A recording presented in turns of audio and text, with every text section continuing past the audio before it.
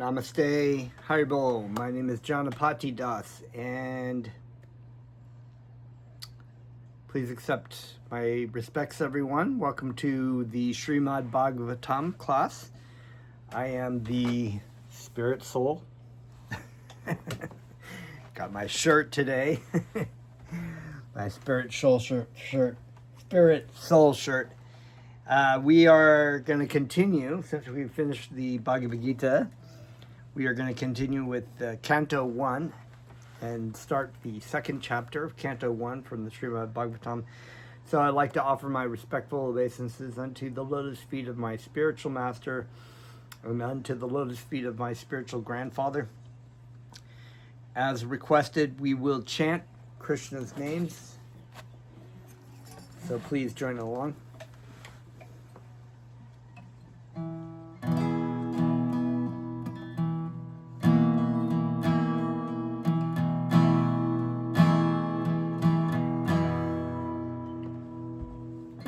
Namo Siddha Svarupananda Namaham Sinamine Godakaruna Svarupaya Radha Krishna Krishnayate Namo Siddha Svarupananda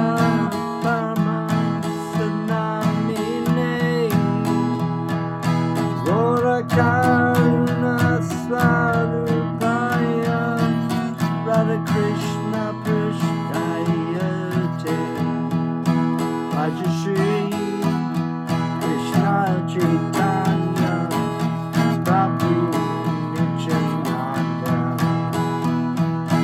Shri Advaita Gadadhara Shivasati Shri Krishna Chaitanya Prabhu Nityananda Shri Advaita Gadadhara Shri Vasudeva Bhakta Vrinda Raja Shri Krishna Chaitanya Prabhu Nityananda Advaita Gadadhara Shivasudeva Bhakta Vrinda Haribo Nitai Gaur Haribo Haribo Nitai Gaur Nitai Gaur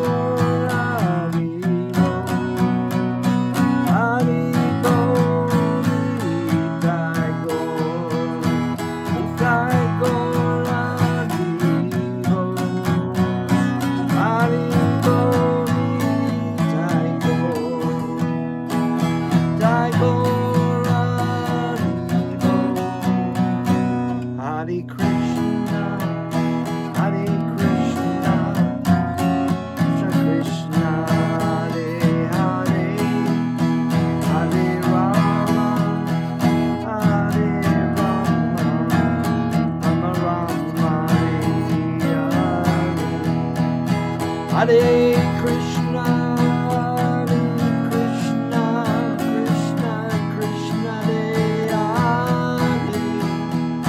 Hare Rama, Rama Rama, Hare Krishna, Hare Krishna, Krishna Krishna, Hare Rama, Hare Rama, Hare Krishna, Krishna Krishna, Hare Rama, Rama Rama, Hare Nitai Gaur, Nitai Gaur.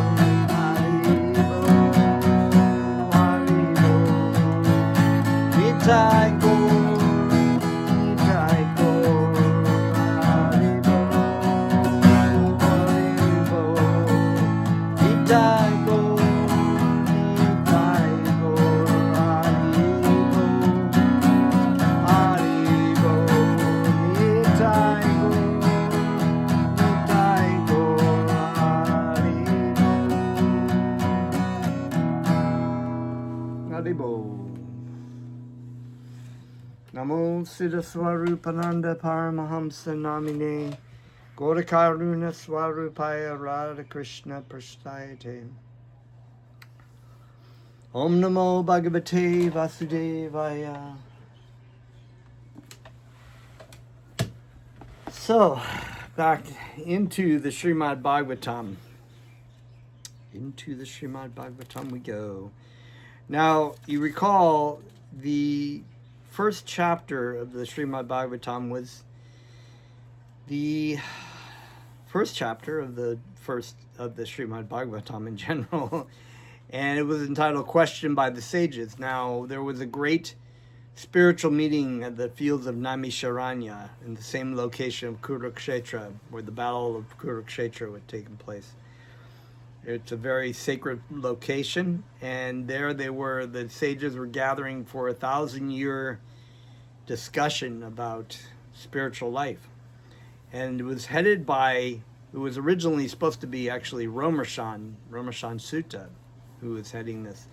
But Romershan Sutta was killed by Balaram in the Srimad Bhagavatam, also in the Krishna book, was killed because of his offensiveness to Lord Balaram.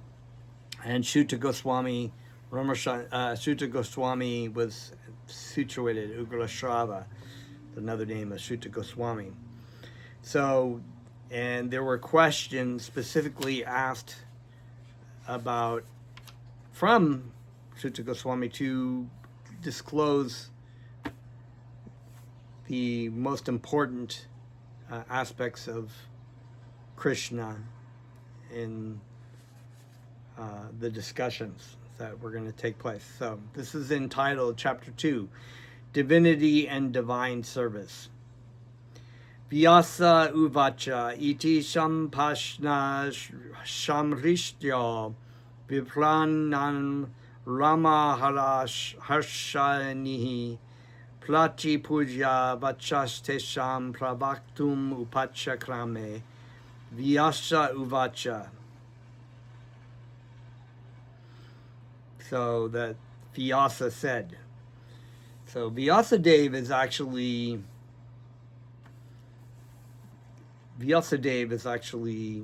being told this by the great sages, the great Narada Muni.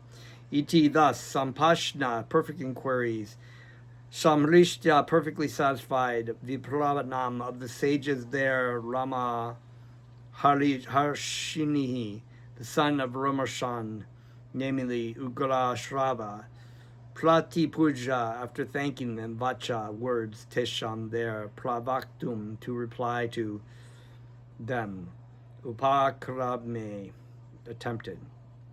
Translation, text 1. Ugrashrava, Sutta Goswami, the son of Romershan, being fully satisfied by the perfect questions of the Brahmanas, thanked them and thus attempted to reply. So the spiritual master appreciates, although it is said that there are no stupid questions, they do appreciate the intelligent questions that they are able to praise the spiritual supreme personality of Godhead. Purport: the sages Naimisharanya asked Sutta Goswami 6 questions, and so he is answering them one by one. And I think, let's see if I can actually...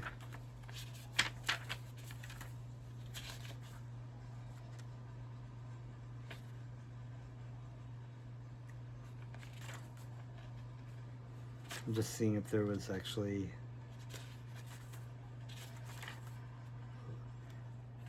see where the questions are.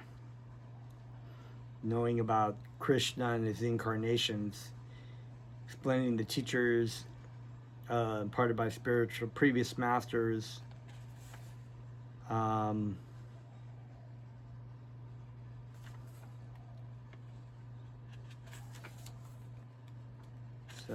I'm just seeing if there's an actual listing. I'm sure we went through this. Asking to narrate the transcendental pastimes of Krishna's multi-incarnations.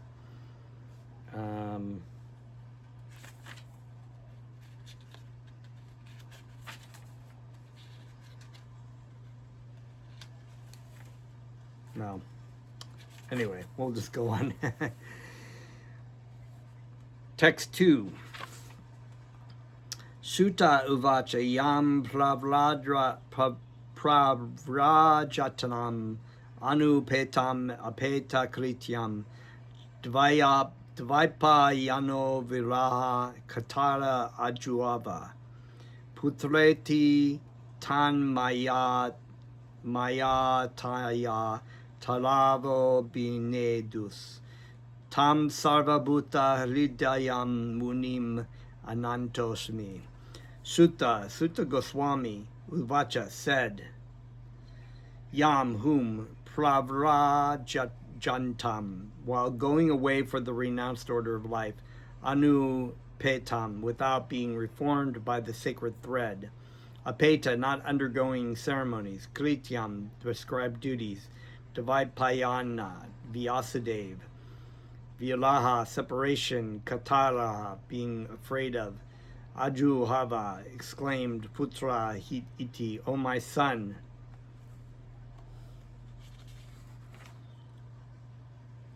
Tatra mayataya, being absorbed in that way. Taravaha, all the trees.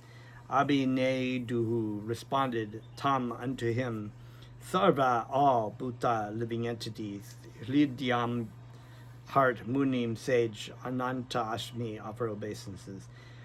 Translation, text 2. Srila Sutta Goswami said, Let me offer my respectful obeisances unto that great sage Shukadeva Goswami, who is the spiritual master of Sutta Goswami, who can enter the hearts of all. When he went away to take up the renounced order of life, sannyas, leaving home without undergoing reformation by the sacred thread or ceremonies observed by the higher castes, his father, Vyasadeva, fearing separation from him, cried out, O my son, indeed only the trees which were absorbed in the same feelings of separation echoed in response to the bereaved father. So the story about Shukadeva Goswami is that he was in the womb for so long, and he was already liberated within the womb, but he was a monist, he was an impersonalist, and Vyasadeva attracted him to the Vaishnava way of life by sending his disciples out with reading parts of the reciting parts of the Srimad Bhagavatam out loud into the forest so that Shukadeva Goswami could hear it. The institution of Varna and Ashram prescribes many regulative duties to be observed by its followers. Such duties enjoin that a candidate willing to study the Vedas must approach a bona fide spiritual master and request acceptance as his disciples. So we can't speculate about the absolute truth. We must know about the absolute truth and study and be able to understand the Vedas. Vedas means truth, but we must understand this truth by approaching a pure devotee of Krishna, a bona fide spiritual master, in order to instruct us, because he is a representative of the Vedas. The sacred thread is a sign of those who are competent to study the Vedas from the Acharya. The sacred is the Brahmana thread. So being initiated in the Brahmana, the Gayatri mantra, one receives a Brahman thread. I have a Brahman thread. I'm initiated in the Gayatri mantra. The sacred thread is the sign of those who are competent to study the Vedas from the Acharya or the bona fide spiritual master. Sri Shukadeva Goswami did not undergo such purificatory ceremonies because he was a liberated soul from his very birth. Generally, a man is born as an ordinary being, and by the purificatory processes, he is born for the second time. When he sees a new light and seeks direction for spiritual progress, he approaches a spiritual master for instruction in the Vedas. The spiritual master accepts only the sincere inquirer as his disciple and gives him the sacred thread. In this way, a man becomes twice born, or a divija. After qualifying as a Dvija, one may study the Vedas, and after becoming well versed in the Vedas, one may become a Vipra. A Vipra, or a qualified Brahmana, thus realizes the Absolute and makes further progress in spiritual life until he reaches the Vaishnava stage. The Vaishnava stage is the postgraduate status of a Brahmana. A progressive Brahmana must necessarily become a Vaishnava, for a Vaishnava is a self-realized, learned Brahmana. Srila Shukadev Goswami was a Vaishnava from the beginning, therefore there was no need for him to undergo all the processes of the Varna Ashram institution. Ultimately, the aim of the Varna Ashram Dharma is to turn a crude man into a pure devotee of the Lord, or a Vaishnava. So we had actually touched upon the Varnashram Dharma in the Bhagavad Gita and other scriptures that we've read. It was a system, the Varna system, of course, is the system of the working class of Shudra, or workers, the Vaishya, or the farming or mercantile people, agriculturalists, the Kshatriya, or administrators, kings, warriors, and then the Brahmanas were considered the teachers and ones who would basically educate people about spiritual life. But they're saying here that one can be a Brahmana and still not be a Vaishnava. There are a lot of Brahmanas who are not Vaishnavas, and that is because that's a Varnashram system. The ashram system, of course, is a social status by which we go through our life. Brahmachari is the student life. We have the Vanaprastha, which is the householder life, Gridhastha, the retired, it's a Gridhastha, Vanaprastha, you always get those two mixed up, and Sannyasi, which is a renounced order of life.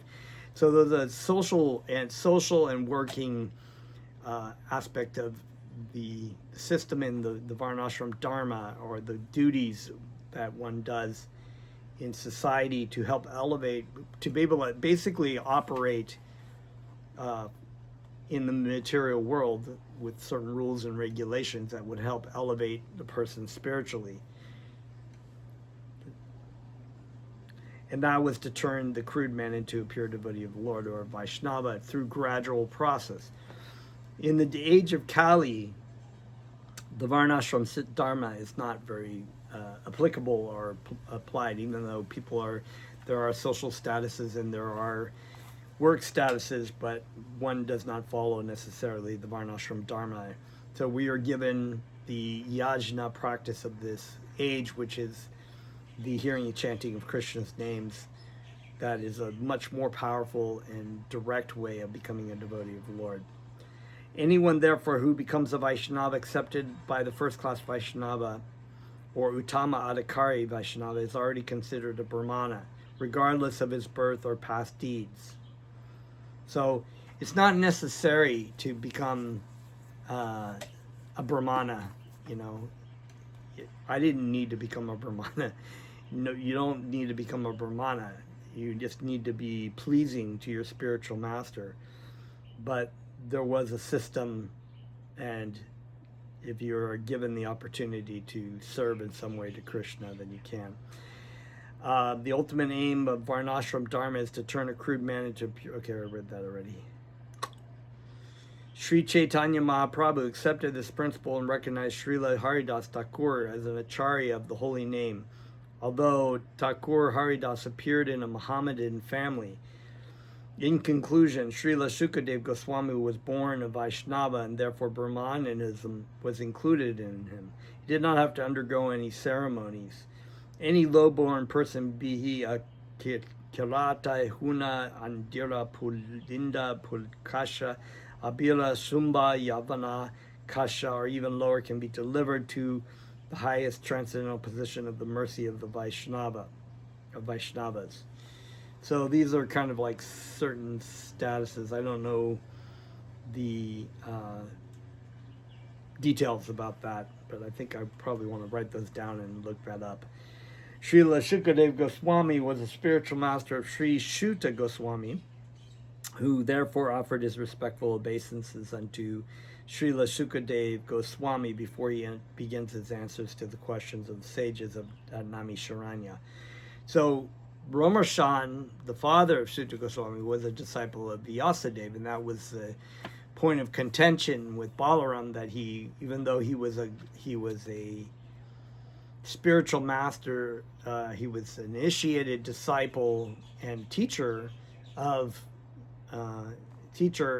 the student of a pure devotee of Vyasadeva. He was not, because of false ego, he was not able to recognize Balaram for who he was. Text 3. Ya Svanu Bhavam Akila Shruti Shalam Ekam Adhyatma Dipam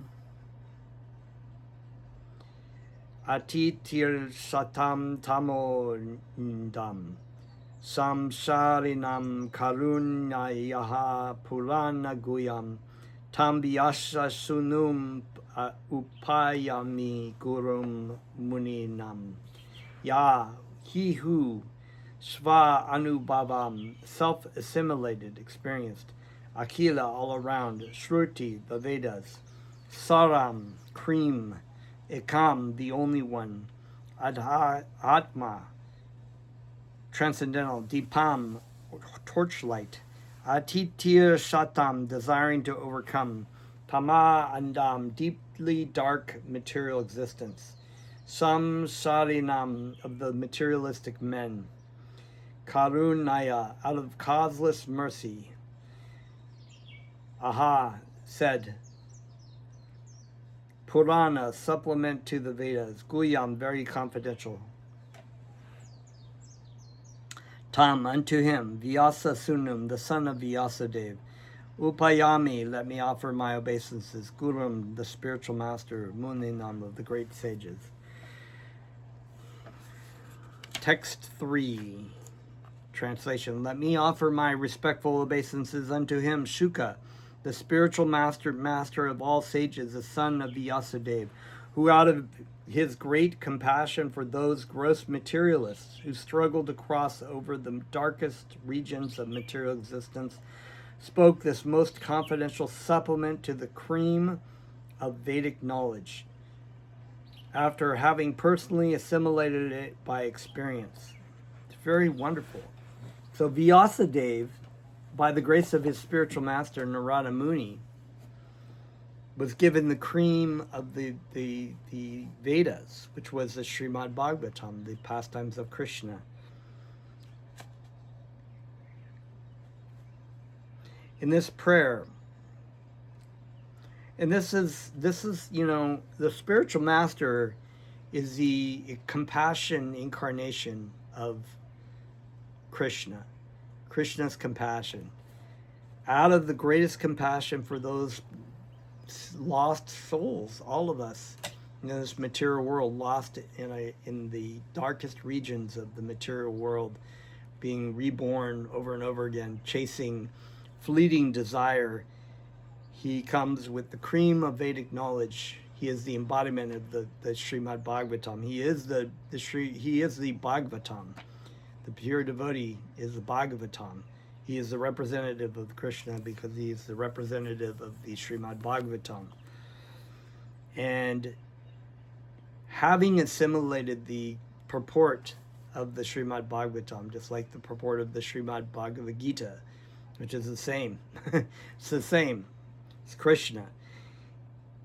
He brings this cream to the impoverished living entities. And my spiritual master is referred to, the spiritual master as being the friend of the poor. And it's not just a poor person materially. We think of poor as in poor person materially. But poor, spiritually poor, means that the person has no love for Krishna. They have no love for Krishna, and therefore they really have no love for others. They are without spiritual vision and spiritual knowledge, and out of this greatest compassion of being in the darkness, the spiritual master comes with this cream, like a torch, which is a torchlight of knowledge, and brings it to the living entity to see. And Jesus Christ even said Blessed are the poor in spirit, for theirs shall be the kingdom of God. And he meant that because by the pure devotee, by Lord Jesus Christ, who is a pure devotee of Krishna, he brought the same cream of the Srimad Bhagavatam to the darkened souls. And it is our greatest fortune to be in contact with such a spiritual master who has also given us not only the cream, but also said, here, take and share with others, just like Lord Chaitanya plundered the storehouse of love for Krishna, tasted it and gave it to others. He was teaching us to taste of this cream of the Vedic knowledge and to share it with other people. It's a two-prong. You can't just, hoard it all yourself and be like, I'm just going to have love for God for myself. No, it's most pleasing to your spiritual master to take and to give to others. In this prayer, Srila Achyuta Goswami practically summarizes the complete introduction of Srimad Bhagavatam. Srimad Bhagavatam is the natural supplementary commentary on the Vedanta Sutras. So Shankaracharya, the impersonalist, incarnation of Lord Shiva, who came, he, instead of taking the most obvious commentary of the Srimad Bhagavatam, they tended to say that Vyasadeva was mistaken. And therefore Shankaracharya came up with his own writings about what the Vedanta Sutras were about and speculated about that. The Vedanta Sutras, or the Brahma Sutras, were compiled by Vyasadeva with the view of presenting just the cream of Vedic knowledge. Srimad Bhagavatam is a natural commentary on this cream.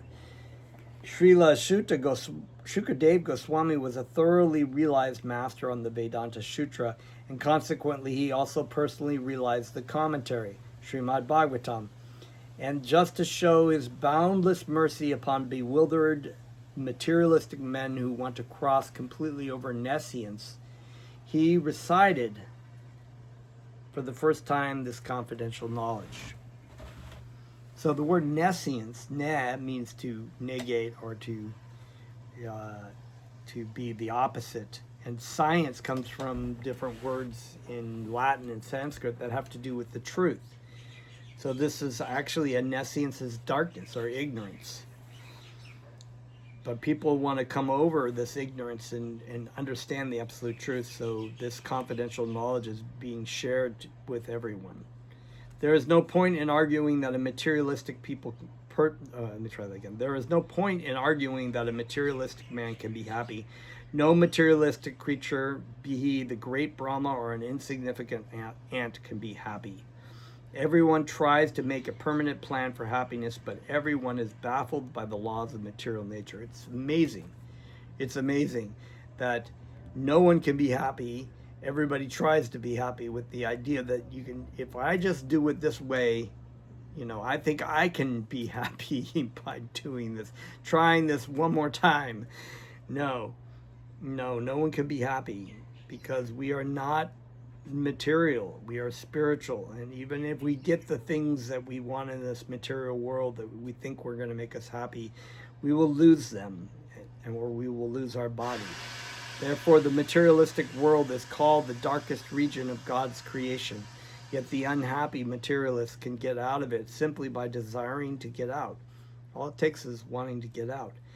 Unfortunately, they are so foolish, they do not want to escape. They're just like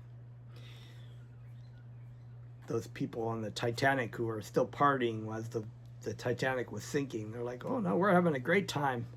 The ship's going down, but no, we're going, the people are like, oh, let's get off the ship. No, we're having a great time. That's the foolish. They think, no, what do you mean engage in spiritual life? What do you mean we're going to die? Therefore, they are compared to the camel who relishes thorny twigs because he likes the taste of the twigs mixed with blood.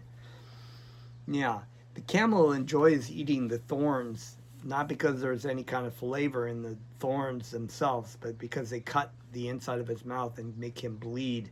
So he's tasting the saltiness of his own blood, but he's simultaneously trying to enjoy, but he's slowly killing himself by bleeding to death. He does not realize that his own blood and that his tongue is being cut by the thorns. Similarly to the materialist, his own blood is as sweet as honey, and although he is always harassed by his own material creations, he does not wish to escape. Such materialists are called karmis. Out of hundreds and thousands of karmis, only a few may feel tired of material engagement and desire to get out of the labyrinth. Sometimes they don't know what to do. There was this famous comedian in the 70s who was in, some sitcoms. His name was Freddie Prinze, and he was a famous comedian, and he had all the girls and money and materialistic success, and he just remember him, he was saying to his agent, he was like, is this all there is to life? Because he could feel the emptiness. The more and more he had, the more and more he was empty. And they're like, yeah, this is the meaning of life. You've fulfilled it. And that spirit soul killed himself because he was so unhappy. He didn't know how to get out of it. He didn't know how to be really happy. And he put so much time and effort into trying to achieve what everybody says is going to make you happy, but it doesn't. Out of hundreds and thousands, such intelligent persons, so out of hundreds of thousands of karmis, only a few may feel tired of material engagement and desire to get out of the labyrinth. They start to inquire, how do we get out of this? How do we get out of this labyrinth? Such intelligent persons are called gyanis. The Vedanta Sutra is directed to such gyanis. So they're inquiring, they're contemplating, I've tried all these things, they don't make me happy. I was told they were making me happy. There must be something else. And they turn to God, or, they start to inquire about how to really find true happiness. But Srila Vyasadeva, being the incarnation of the Supreme Lord, could foresee the misuse of the Vedanta Sutra by unscrupulous men, and therefore he personally supplemented the Vedanta Sutra with the Bhagavad Purana. The Vyasadeva, being the incarnation of the literary incarnation of the Supreme Personality of Godhead, came to understand, and this is told about in the Srimad Bhagavatam, where he had compiled all the scriptures and the Vedas and whatnot, and written it down for the age of Kali, when he knew that people would be less intelligent in Kali Yuga, so that they would have to read the Vedanta Sutra, whereas before people would just learn it right away, rote.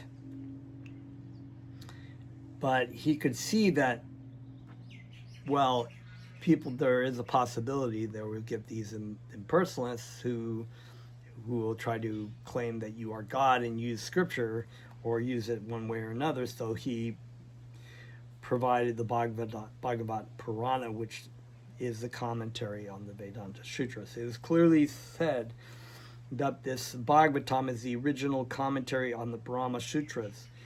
Srila Vyasadeva also instructed the Bhagavatam to his own son, Srila Sukadeva Goswami, who was already at a liberated stage of transcendence. Srila Sukadeva realized it personally and then explained it. By the mercy of Srila Sukadeva, the Bhagavata Vedanta Sutra is available for all those sincere souls who want to get out of material existence. Srimad Bhagavatam is the one unrivaled commentary on Vedanta Sutra. Sripad Shankaracharya intentionally did not touch it because he knew that the natural commentary would be difficult for him to surpass. He wrote his Sarilaka Bhashya, and his so-called followers depreciated the Bhagavatam as some new presentation, quote unquote, new presentation. So they're just like, oh, this is somebody making speculations about the Vedanta Sutra. One should not be misled by such propaganda directed against the Bhagavatam by the Mayavada school. From this introductory shloka, the beginning student should know that Srimad Bhagavatam is the only transcendental literature meant for those who are Paramahamsas and completely freed from the material disease called malice. The Mayavadis are envious of the personality of Godhead, despite Sripad Shankaracharya's admission that Narayan, the personality of God is above the material creation. So even the father of the impersonalism, Sri Shankaracharya, admitted in the end that Krishna was the Supreme Personality of Godhead. The envious Mayavadi cannot have access to the Bhagavatam, but those who are really anxious to get out of this material existence may take shelter of this Bhagavatam because it is uttered by the liberated Srila Shukadev Goswami. It is a transcendental torchlight by which one can see perfectly the transcendental absolute truth realized as Brahman, Paramatma, and Bhagavatam. So the absolute truth understood in the three features: the impersonal feature of Brahman, the Lord in the heart, Paramatma, and the Supreme Personality of Godhead as Bhagavatam.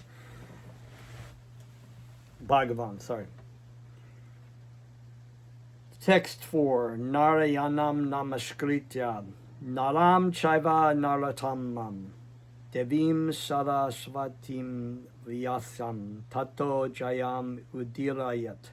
Narayanam, the personality of Godhead, namakritya, after offering respectful obeisances. Naram cha eva, and Narayan Rishi, Nara Uttamam, the supermost human being. Devim, the goddess. Sarasvatim, the mistress of learning. Vyasam, Vyasadev. Tata, thereafter. Jayam, all that is meant for conquering. Udirayat, be announced. Text 4.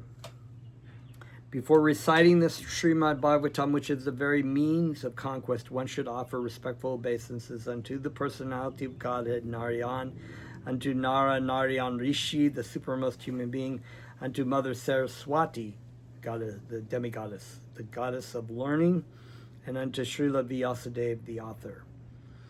All the Vedic literatures and the Puranas are meant for conquering the darkest region of material existence. The living being is in the state of forgetfulness of his relation with God due to his being overly attracted to material sense gratification from time immemorial. His struggle for existence in the material world is perpetual, and it is not possible for him to get out of it by making plans. If he at all wants to conquer this perpetual struggle for existence, he must reestablish his eternal relation with God. So we cannot live, we are living in this Kali Yuga in an increasingly godless society where God has been relegated either to, once a week Sunday church, or just completely taken out. They don't teach God in schools. There's no prayer in schools. There's nothing to do with God. Secular society.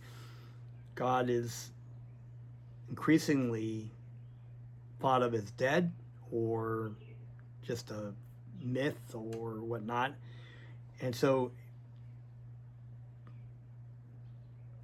by removing God from the equation causes massive problems and massive suffering, because we have an eternal relationship with God.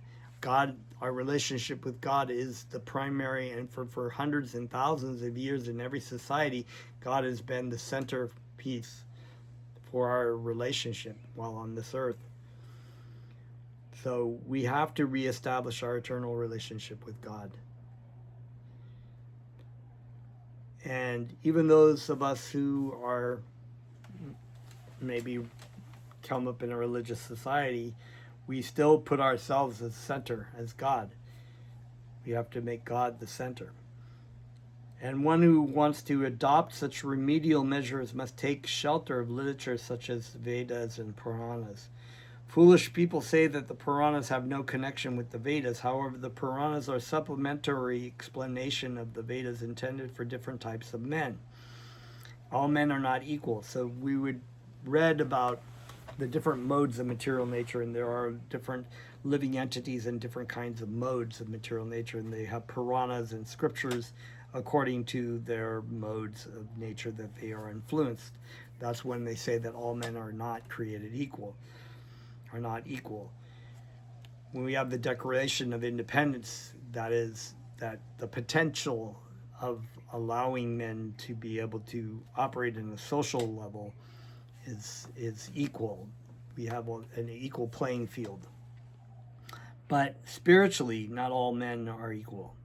There are men who are conducted by the mode of goodness. So everyone's at a different spiritual place. And my spiritual master has always said, you have to be where you're at. You have to work with where you're at. You can't be like, look up ahead and see a car ahead of you and say, I want to be there now. You have to actually get there. You have to take the steps to get to that location. That's where they're at. This is where you're at. Other people might be further back. Everyone is at a different location spiritually. We all have work and activities that we're given to help elevate us. There are men who are conducted by the mode of goodness, and others who are in the mode of passion, and others who are under the mode of ignorance. The Puranas are so divided that any class of men can take advantage of them and gradually regain their lost position and get out of the hard struggle for existence. Srila Sutta Goswami shows the way of chanting the Puranas. This may be followed by persons who aspire to be preachers of the Vedic literatures and the Puranas. Srimad Bhagavatam is a spotless Purana. That is, it is in transcendental. It's a transcendental history. It's not under the influence of any different modes. And it is especially meant for them who desire to get out of the material entanglement permanently. Text 5. Munya sadhu prishtam bhavabhir lokam mangalam yad krita krishna samprashno yet yanatma suprasidati.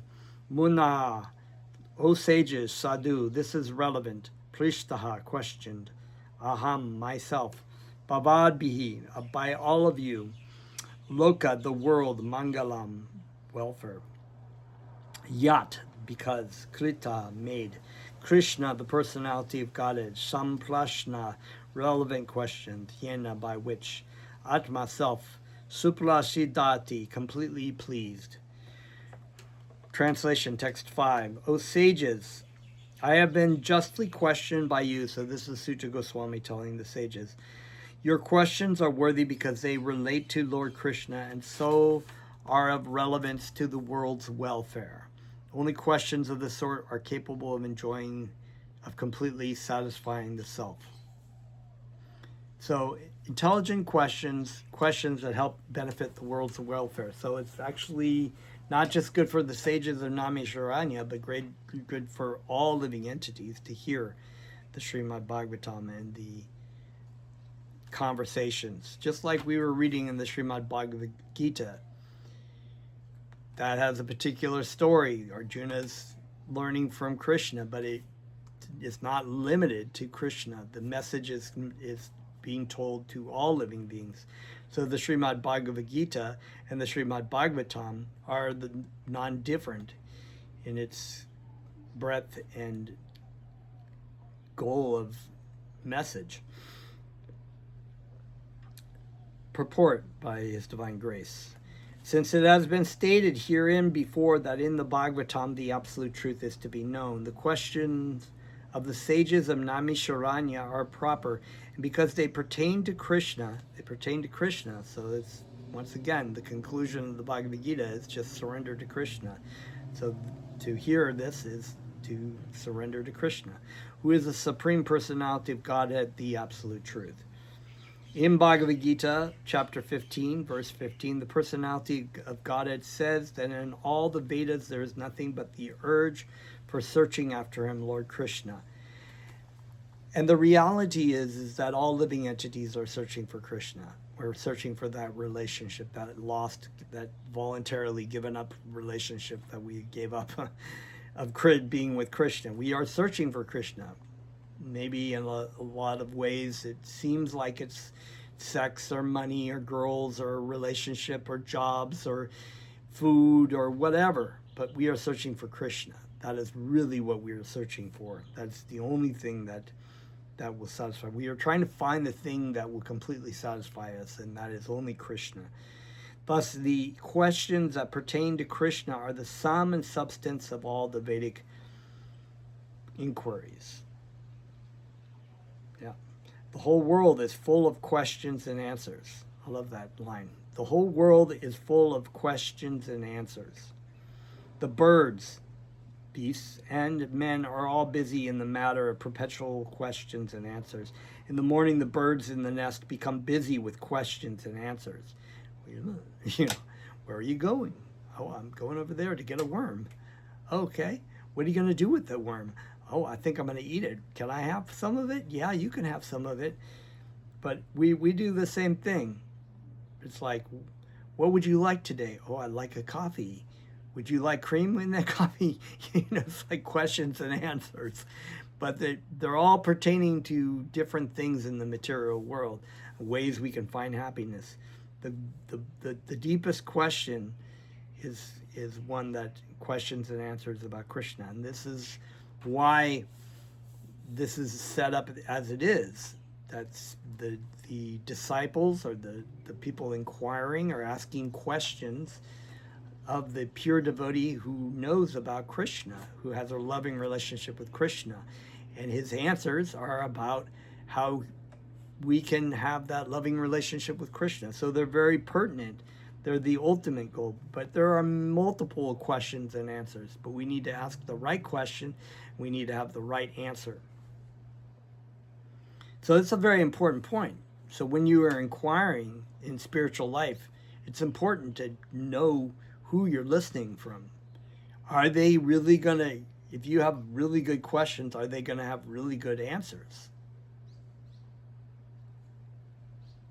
And if they ask you questions of your life, of your understanding, do you also have the right answers? In order to have the right answers, you have to hear from the person who has the right answers. You can't just ask anybody anything. I mean, you can, but you're not going to really get the right answers. And people do that. They search, and it's good. That's what you should do in spiritual life. You say, well, that person didn't really answer. It didn't feel like the right answer. So, moving on. The human being, unless he is fast asleep at night, is busy with questions and answers. The businessmen in the market are busy with questions and answers, and so are the lawyers in the court and the students in the schools and colleges. The legislatures in the parliament are also busy with questions and answers. And the politicians and the press representatives are all busy with questions and answers. You can actually test this, whatever you look at. If you look at stuff on news, what's being asked, what's being answered. Questions and answers. Although they go on making such questions and answers for their whole life, they are not at all satisfied. No, they continually ask and ask and ask and ask. And some they come to their life and they're like, is this the question? Is this all there is in this world? Like Freddie Prinze said, he asked a question. He got a bad answer. He got a bad answer. Yeah, this is good. This is it. No, if he had heard from the right person, they would say, well, in the material world, it is, but there is a better way there is more that will actually give you happiness. Let me show you that. See, he was asking the question of the wrong teacher, and the teacher didn't have the right answer, so he killed himself. Although they go on making such questions and answers the whole life, they are not at all satisfied. So he wasn't satisfied with his answer from his manager, and he killed himself. Satisfaction of the soul can only be obtained by questions and answers on the subject of Krishna.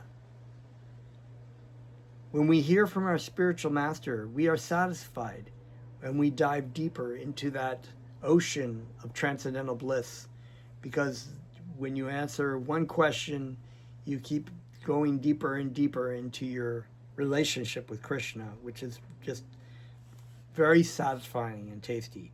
Krishna is our most intimate master, friend, father, or son, an object of conjugal love. Forgetting Krishna, we have created so many objects of questions and answers, but none of them are able to give us complete satisfaction. We have a wide plethora of questions and answers. We can study so many things in this world. We can have questions about so many things, and we can find answers for so many things. The internet and now AI provides us with a plethora of questions and answers, but all they do is just bring more questions. Like, well, what else is there? Is there more? Is there more? That doesn't satisfy me. Krishna is our most intimate master, a friend, father, and son, an object of conjugal love. All things but Krishna give temporary satisfaction only. And so, if we are to have complete satisfaction, we must take to the questions and answers about Krishna. So, like Mick Jagger sings, I've tried and I can't be satisfied. I just can't. There's no satisfaction. He's trying to ask so many questions and trying to find answers through the things that he does. And he tried so many things: driving cars fast, getting women, doing drugs, having fans, doing great rock music. All these questions, seeking answers, and there's no satisfaction because it's not about Krishna. We cannot live for a moment without being questioned or without giving answers, because Srimad Bhagavatam deals with questions and answers that are related to Krishna. We can derive the highest satisfaction only by reading and hearing this transcendental literature. One should learn the Srimad Bhagavatam and make an all-around solution to all problems pertaining to social, political, or religious matters. I mean, that's really what people want. They're seeking answers to the problems that are being created consistently by being in this material world, and the unhappiness and the fighting and the anger and the conflict and division brings more questions and more answers and more questions, and the only thing that can really truly bring a solve to all these things is Krishna. Just surrender to Krishna. Srimad Bhagavatam and Krishna are the sum total of all things. And so that's a good start. We'll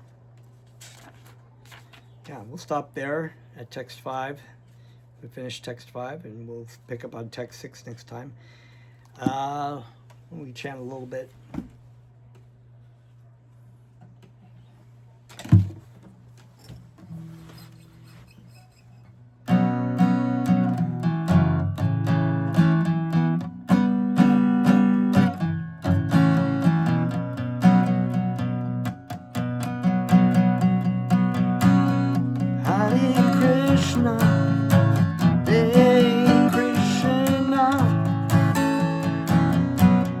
Krishna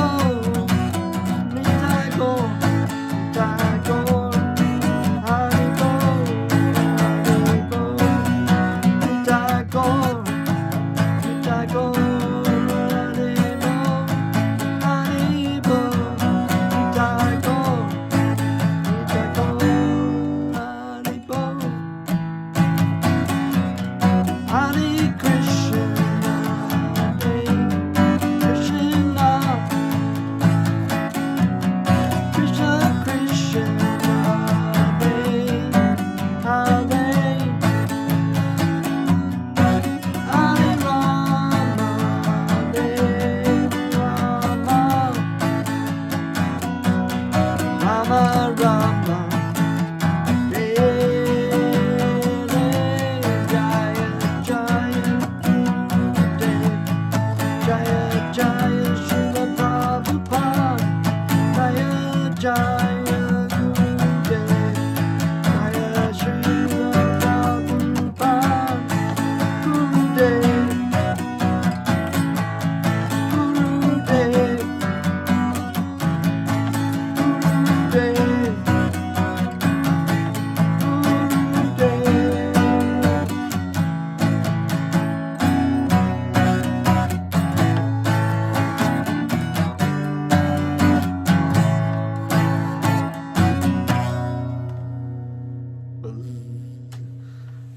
Thank you very much. Namaste.